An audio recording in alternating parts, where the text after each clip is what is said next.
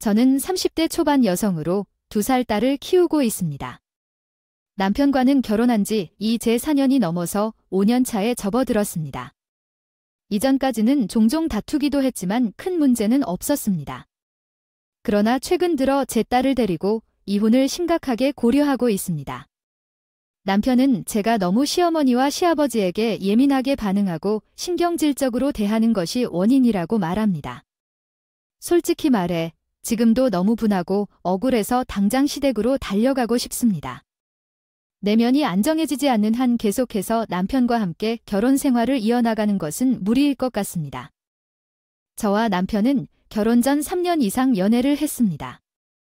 우리의 연애는 짧지 않았고 그 과정에서 많이 싸우기도 했으며 중간에 한 번은 잠깐 헤어져서 떨어져 있던 시간도 있습니다. 제 친정에는 언니 한 분과 남동생 한 분이 있지만 남편은 손이 귀한 집안의 외동아들이어서 조금은 이기적인 면도 있었어요. 남편의 그런 모습 때문에 종종 다툰 적도 있었지만 그게 오늘 설명하고자 하는 주제의 직접적인 이유가 되지는 않았어요. 그럼에도 불구하고 우리는 연애하는 동안 서로 잘 맞춰주고 만나는 동안에는 바람 한 번도 피운 적이 없고 다른 여자에게 눈길을 준 적도 없었기 때문에 3년의 연애 후 결혼을 결심했습니다. 일단 주변 상황에 대해 먼저 이야기해 보겠습니다. 드리자면 저희 시댁은 경제적 여유가 조금 있는 집안이고 안 그래도 제 남편이 손이 귀한 집 외동아들이라 우리가 결혼을 한 뒤에도 시댁에서는 남편을 가까운 곳에 두고 끼고 살고 싶어 하셨어요. 본격적으로 양가 결혼 이야기가 오고 가자마자 시댁에서 먼저 신혼집도 얻어주신다 하셨고 초반에는 남편과 제가 알아서 결혼 준비하겠다고 거절했지만 어머님이 워낙 강경하게 나오시더라고요. 내가 내 아들이 사는 집 구해주겠다는데 그게 뭐가 문제니? 라고 말씀하시니 어쩔 수 없이 제 쪽에서 한 수 접고 들어가는 수밖에요. 주변의 제 지인들은 시작부터 시댁에서 하자는 대로 다 끌려가다가 결혼 생활이 피곤하고 힘들어진다고 생각합니다. 결혼 전에는 우리 두 사람이 힘으로 결혼 준비를 할 생각이었고 굳이 시부모가 해주시는 집에 들어가서 살면서 간섭받으며 살고 싶진 않았어요. 어떻게든 신혼 때라도 시부모 집과 멀리 떨어져서 편하게 살고 싶었는데 어머님이 절대 안 된다고 하시며 가까이 살아야 한다고 억지로 밀었기에 그냥 하고 싶은 대로 하게 두었습니다. 우리가 사귀는 동안 어머님도 몇 번 만뵌 적이 있었는데 그때는 그저 사귀는 사이였으니 어머님과 별다른 마찰이 없었어요. 결혼 후에도 연애할 때처럼 관계가 계속 유지된다면 시부모 집이 아무리 가까이 산다고 해도 큰 문제 없을 것 같습니다. 문제가 되지 않을 줄 알았어요. 하지만 그런 아니란 생각이 결국 제 불행의 씨앗이 되었어요. 부모님은 기대를 안고 시작한 결혼 생활은 신혼여행 다녀온 후부터 연애 때와는 완전히 달라졌습니다. 결혼 전까지만 해도 시댁에 딸이 없어서 저를 너무 예쁘게 딸처럼 보이게 하겠다며 제 집며느리가 되면 정말 잘 대해주겠다고 하셨는데 결혼 후 이 집으로 들어오자니 세상에 시집살이가 이렇게 힘들 줄 몰랐어요. 폭언이나 뒷담화 같은 사소한 문제는 많았기 때문에 시간이 아까워서 생략하기로 하고 신혼 때부터 하루에 몇 통씩이나 제게 전화를 하셨어요. 보통 30분은 기본이고 1시간에 가까운 내용도 많았습니다. 끊임없이 본인의 스트레스를 푸는 용도로 제 시간을 낭비하시더라고요. 통화 내용도 대부분 아무 소용없는 것들이었어요. 얼굴도 모르는 사람들, 주로 어머님 친구분들께 욕을 하시거나 덤으로 제 살림에 대해 잔소리를 하셨어요. 저를 감정 쓰레기통 취급하시는 건지 제가 일하는 시간이나 퇴근 후 집에서 쉬는 시간에 관여하지 않고 본인의 얘기만 끝도 없이 쏟아내셨어요. 여러 핑계를 대며 회사 일이 바빠서 전화를 나중에 하자고 해도 밤늦게라도 다시 전화를 걸어서 반드시 자신의 생각을 끝까지 전달하셨어요. 집에서는 남편을 귀하게 여기고 있다던데요. 건 익히 알고 있었습니다만 결혼을 한 후에는 완전히 제가 남편을 위해 평생 봉사하며 살기를 바라는 것 같았어요. 시아버지께서는 오래전부터 식당을 운영하시는데 동네 맛집으로 유명하여 장사가 잘 되는 곳이라 저희 남편도 아버지의 식당 간판을 받아 2호점을 차려 장사를 하고 있습니다. 저는 결혼 전부터 같은 회사에서 일하고 있었고 아이를 낳은 후 작년까지 육아휴직을 받아 집에서 아이들을 돌봤었죠. 육아휴직을 받아 집에 있었다는 사실을 어머님이 알게 되셨고 그 이후로 매일같이 우리 집을 찾아와서 샘이야, 내가 에바를 줄 테니 너가 동철이 식당 나가서 좀 일을 도와줘라고 하셨다고요. 아마도 어머님 눈에는 아이를 낳은 제가 집에 퍼질러 누워서 본인 아들이 벌어오는 돈으로 놀고 먹고 팔자 좋게 지내는 줄 아신 것 같습니다. 저도 회사에서 휴직급여를 받으면서 쉬는데 아이를 낳고 몸도 다 풀리지 않았지만 무작정 식당에 나가서 일을 하라고 등을 떠밀었어요. 아무리 그래도 그렇지, 제가 남편의 식당에 나가서 주방 일을 할 수 있는 몸의 상태라면 차라리 회사를 그만두고 말아야지. 왜 그러는 짓을 하나요? 아무리 어머님이 잔소리를 하고 등을 떠밀어도 끝까지 못하겠다고 힘들다고 말했더니 저가 집에서 아이를 보겠다고 해서 어머님이 나가서 남편의 식당에서 도와달라고 했어요. 그러자 어머님은 저희 남편을 가졌을 때 마지막 달 애 낳기 직전까지 식당에서 일을 하셨다고 했어요. 아빠가 확신하고 한 주간 휴식을 취한 뒤 가게 일을 다시 시작했습니다. 그러면서 최근에는 세상에 어떤 며느리가 그런 일을 하며 살아가는지 궁금했습니다. 제가 다니는 회사에서 일하고 있는데 남편은 재벌가에 일하는 사람이며 남편의 업무는 남편의 것이고 제 일은 제 것이라고 생각해요. 우리 회사 일이 바빠서 남편에게 도와달라고 말하지 않아요. 그런데 시어머니는 제게 말을 듣지 않는다며 성미를 내셨어요. 제가 집에서 편안히 쉬고 먹는 줄 알았으면 집까지 사주는 것도 아니었겠죠. 요즘 젊은 사람들은 돈을 버는 게 얼마나 어려운지 몰라서 고생을 안 해보니까 그렇다고 말했고요. 어차피 이 집은 제가 사다 달라고 한 게 아니라 어머니가 하나뿐인 아들을 함께 지키기 위해서 주신 것이에요. 당신이 사준 거라고 생각했는데도 그런 얘기를 할 때마다 정말 억울하고 분합니다. 어차피 이진명 역시 남편 이름이고 저한테 아무런 관심이 없다는 걸 다 알아요. 결혼한 후로 며느리로서 할 일은 다 해냈고 아이를 낳고 가정을 꾸려가며 남편을 돕고 살고 있었어요. 주변 사람들은 모두 제게 똑똑하고 착한 며느리라고 칭찬해 주었는데 어머니는 제가 잘한다는 말은 전혀 듣지 않고 다른 사람이 저를 욕하는 소리만 듣고 오셔서 하루 종일 그 얘기를 합니다. 식당에 20년 넘게 오던 손님이 제 표정을 보고 복이 없어 보인다고 했대요. 또 다른 손님은 아들이 아깝다고 했다는데요. 어디서 그런 이야기만 골라 듣고 오셔서 신이 나서 제게 말해주세요. 예전에 우리 결혼식이 끝나고도 신랑이 듬직하고 잘생긴다고 그렇게 칭찬을 많이 받았다는데 신부가 예쁘다는 소리는 저가 들어본 적이 없다고 하시면서 누가 보든 본인 아들이 더 아깝다는 이야기를 하십니다. 정말 솔직하게 말씀드리자면 제가 엄청 미인은 아니지만 못생겼다는 말은 살아오면서 들어본 적이 없어요. 저는 그냥 평범하고 예쁘게 생겼고 여자친구는 키가 167 정도로 작은 편이 아니며 살도 찌지 않았습니다. 저를 좋다고 하는 사람도 예전부터 꾸준했는데 저는 그냥 제가 평범하다고 생각해요. 남편도 사실 못생긴 외모는 아니지만 키가 173 정도로 남자로서는 작은 편이고 어머님의 생각과 같이 생겼다고 생각해요. 그렇게 대단한 외모라고는 도저히 말 못하겠네요. 저도 남편의 외모 때문에 만나게 된 건 아니라서 확신할 수 있습니다.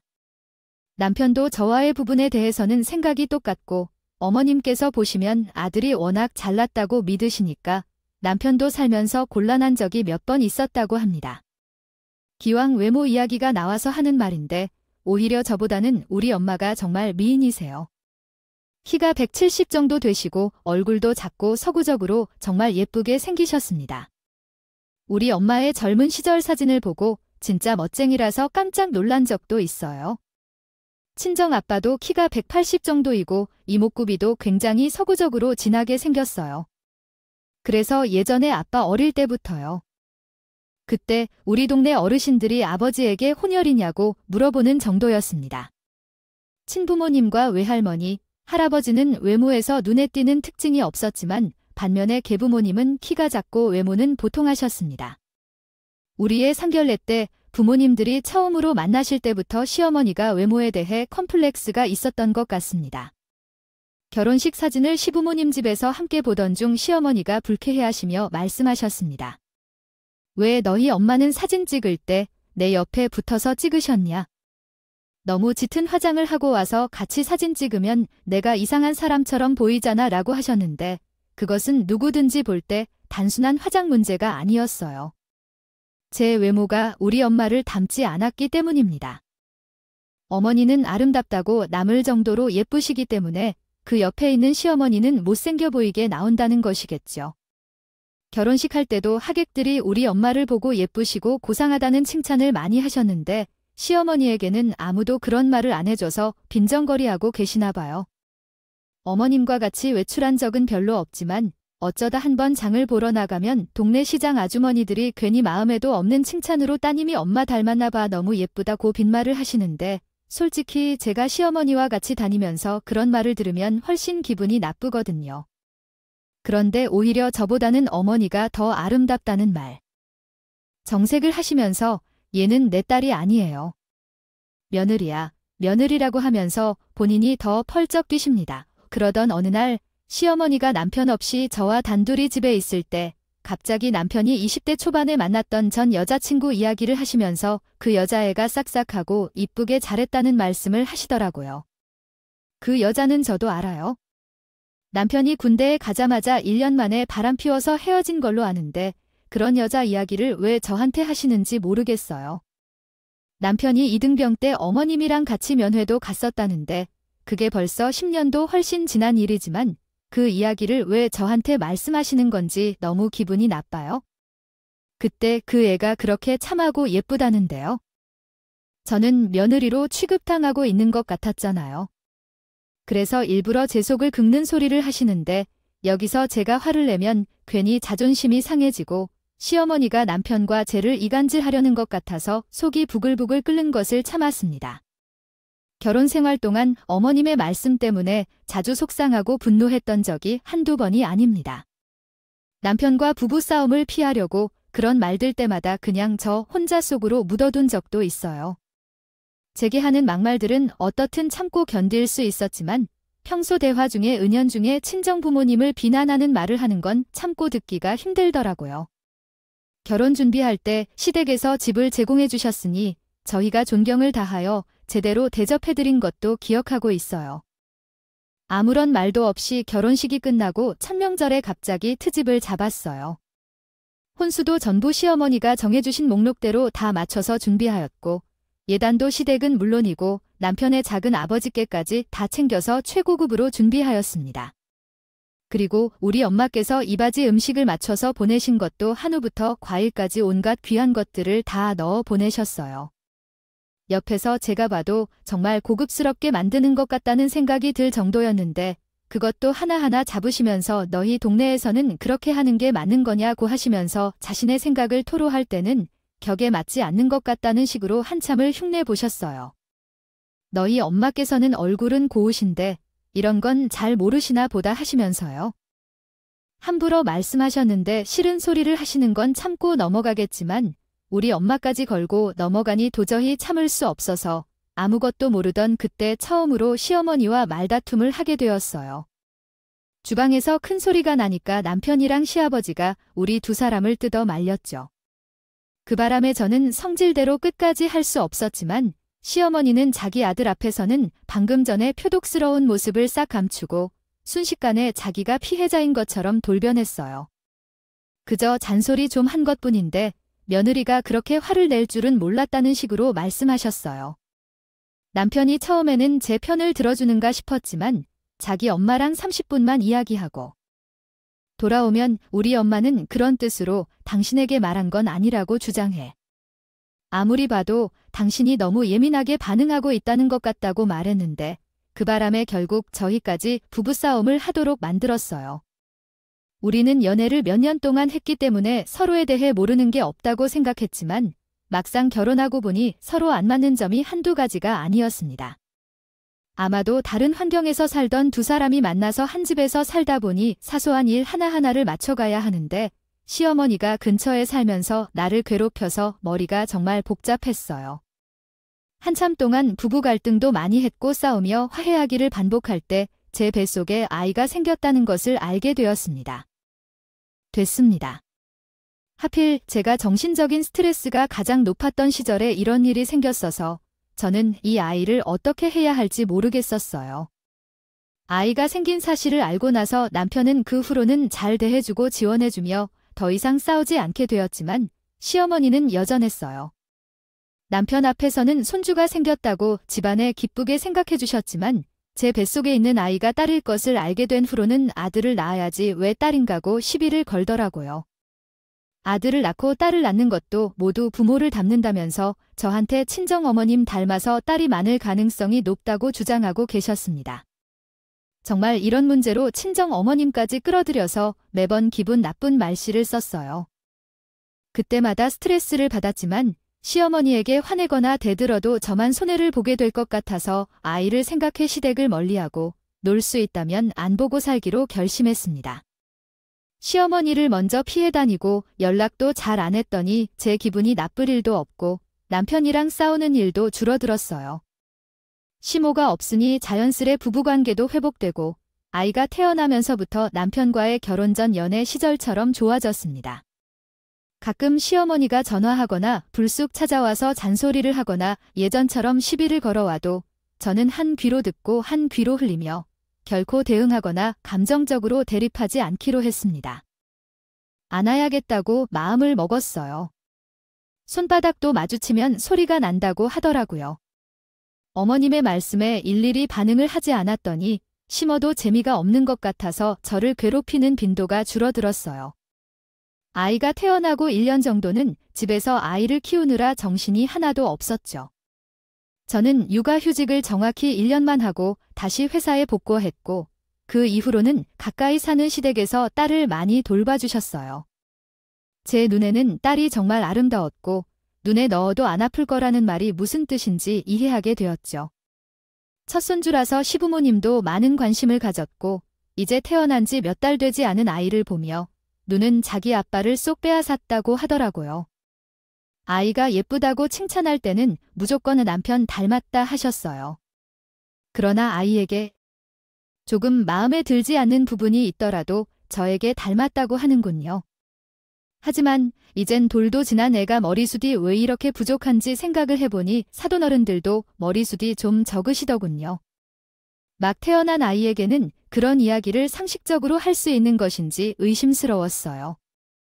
시어머니 때문에 화가 나는 일도 한두 번 있는 걸까지요. 얼마 전에는 정말 더는 참을 수 없을 거라고요.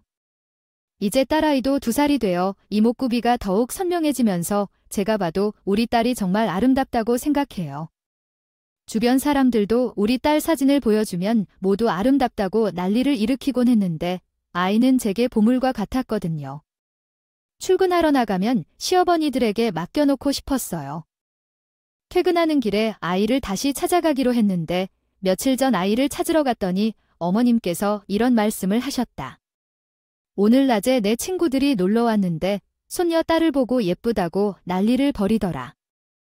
애 아빠가 잘생겨서 딸도 속눈썹이 길고 예쁘다는데 나는 솔직히 잘 모르겠어. 이리저리 아무리 들여다봐도 내 아들과 닮은 구석이 하나도 없는 것 같았다. 갑자기 귀신 신하라 까먹는 소리도 아니고 대체 손녀 딸을 앞에 놓고 무슨 소린지 모르겠다고 하셨어요.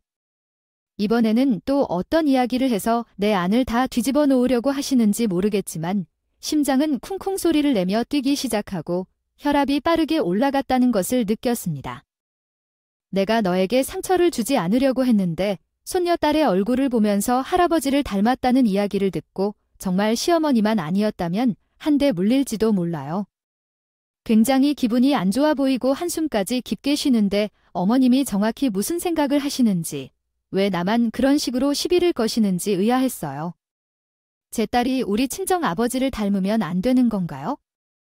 우리 아버지의 이목구비가 선명해서 미남이라는 소리를 많이 듣는데 정확히 무슨 문제가 되는지 어머님 눈에는 왜 하나하나 마음에 들지 않고 기분이 나쁘시게 생각하는지 모르겠더라고요. 그 말을 듣고서는 가만히 있을 수 없었습니다. 그렇죠. 우리 딸이 친정의 어머니와 같이 닮으면 되지 않아서 그런 것인가요? 아버지를 닮았으면 좋겠어요. 그래서 키도 커야 하고 얼굴도 예쁘고 두 분을 닮아서 머리도 똑똑하면 정말 좋을 것 같다고 이야기했더니 시어머니가 눈을 크게 뜨고 지금 너가 하는 말이 무슨 뜻이냐고 따지셨어요. 제가 틀린 말 한 게 하나도 없는데? 친정 부모님을 닮았으면 얼굴도 예쁠 것이고 키도 크고 항상 늘씬할 것이고 우리 부모님 두 분도 좋은 대학을 나오셨는데 어머니는 대학은 나오시지 않고 아버님은 장사하셨는데 이런 것들을 평소에 어머니께서 콤플렉스로 생각하시는 걸 알고 있었기 때문에 일부러 열 받으시라고 그 이야기도 함께 했어. 제가 건드리면 안 될 민감한 부분을 건드려서 그런지 시어머니는 얼굴이 시뻘겋게 달아올라가고 마구 소리를 지르고 있어요. 당장이라도 한번 떨어뜨릴 것 같은 기세였어요. 너 진짜 뭐 잘못 먹었니? 오늘 완전 막 나가기로 했구나. 안 그래도 맘이 안 들던 참이었는데 이참에 너랑 나의 인연을 끊고 살자고 하길래 저도 아쉬울 거 없어서 알겠습니다. 그럼 안녕히 계세요. 인사를 꾸벅드리고 아이를 데리고 시댁을 빠져나왔어요. 그렇게 집에 돌아와서 저녁 늦게 퇴근한 남편이 시모랑 전화 통화를 한 건지 저한테 시댁 가서 왜 그런 소리를 했느냐고 물었어요. 솔직히 내가 먼저 시비 건 것도 아니고 어머님이 먼저 헛소리를 하니까 나도 참지 못하고 똑같이 대답했을 뿐이라고 말했는데 남편은 우리 딸이 장인어른 닮아서 이목구비라고 했다네요. 또렷하고 예쁘다는 소리를 들었는데 갑자기 미친 사람처럼 화를 내고 시부모한테 대학도 못 나온 못 베어먹은 사람들이라고 말했어요. 그러고는 남편에게 너는 왜 내가 하는 말을 안 믿고 너희 엄마가 하는 말만 고지곳대로 믿는 거냐 고 했어요. 당신 엄마가 우리 두 사람 이간질 한다는 걸 모르냐고 말했더니 남편도 그때부터는 화를 내고 자기 엄마가 그런 사람이 아니라면서 왜 나한테 그렇게 부정적인지 물었어요. 우리 엄마가 왜 너희 사이를 이간질하겠냐고 하며 폭발했죠. 그날 남편이랑 크게 싸웠어요. 시어머니 편을 들면서 진심으로 화를 내는 모습을 보니까 더는 이 사람이랑 살다가는 내가 제명에 못 살겠구나 싶어서 그만해야겠다는 결심이 들었고요. 이대로는 아이와 함께 행복하게 살 수 없을 것 같다는 생각에 아이를 데리고 친정으로 건너와 버렸어요. 저희 부모님께 시댁과 남편 사이에서 있었던 이야기를 다 해드렸더니 당연히 상종 못할 인간들이라며 노발대발 하셨습니다. 제 생각도 마찬가지고 친정 부모님은 아이와 그 집에서 나오는 게 맞다는 생각이에요. 남편은 이혼을 하던지 말던지 저와 싶은 대로 하라는데 아이는 자기가 키우겠다며 당장 데려다 놓으라고 합니다.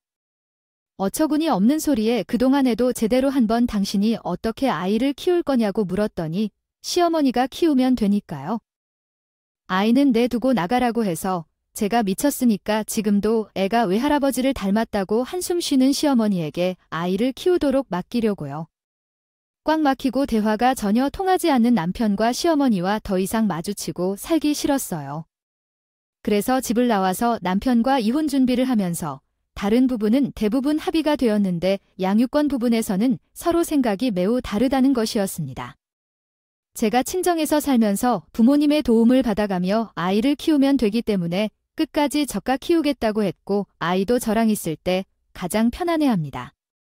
변호사도 그렇고 주변 상황이 제게 유리하게 돌아가는 분위기라서 그런지 며칠 전에 남편이 저에게 연락을 해서 우리 사이에 소송 같은 건 하지 말라고 했습니다. 다시 예전처럼 노력하여 잘 살아보자고 말했다가 제가 미쳤다니까 진짜 이혼까지 결정되고 양육권까지 빼앗기게 되었다. 이제서야 남편이 시부모에게 갔던 얘기가 뒤집힌 모양이라니 그런 상황에서 지금 남편이 연락해와서 이야기를 하자고 하는데 전혀 그럴 의향이 없다.